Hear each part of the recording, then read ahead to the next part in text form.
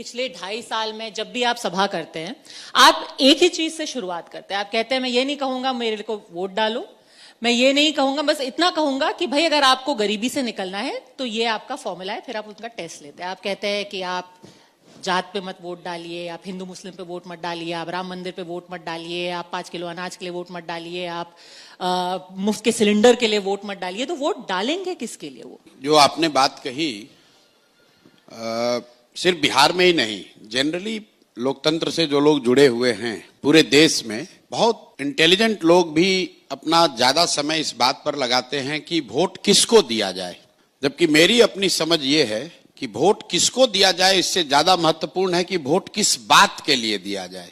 और उसी बात को मैं गांव देहात की भाषा में लोगों को समझाता हूं कि बिहार में आपने अपने जीवन में जिसको भी वोट दिया, तो जिस चीज के लिए आपने वोट दिया हो, चाहे आपने वोट लालू जी को दिया, नीतीश को दिया, मोदी को दिया, कांग्रेस को दिया, जिस चीज के लिए भी आपने वोट दिया वो चीज कहीं ना कहीं आपको मिली है।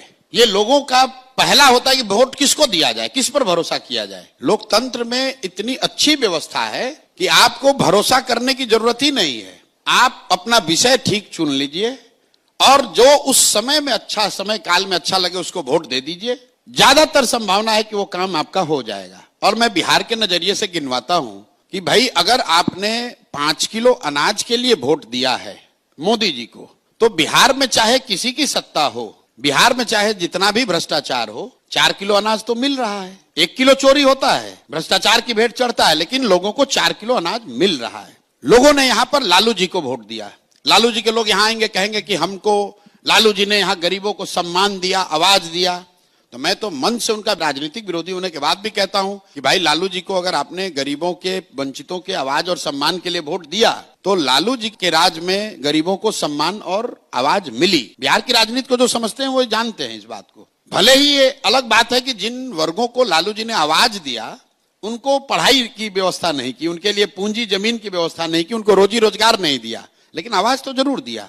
इसी तरह लोगों ने अगर नीतीश कुमार को वोट दिया बिजली के लिए कि बिहार में बिजली, पानी, सड़क की स्थिति सुधरनी चाहिए, तो बिहार में चाहे जो स्थिति हो, जब नीतीश जी 2005 में मुख्यमंत्री बने तो भी बिहार देश का सबसे गरीब और पिछड़ा राज्य था, और आज भी देश का सबसे गरीब और पिछड़ा राज्य है। लेकिन बिहार में घर घर बिजली आ गई क्योंकि लोगों ने बिजली के लिए वोट दिया, लोगों ने सिलेंडर के लिए वोट दिया, तो इसी बिहार में घर घर सिलेंडर बट गया। लोगों ने मोदी जी का भाषण सुन के वोट दिया कि मोदी जी ने गुजरात में बड़ा विकास किया है, तो भाई गुजरात में विकास हो रहा है। जितना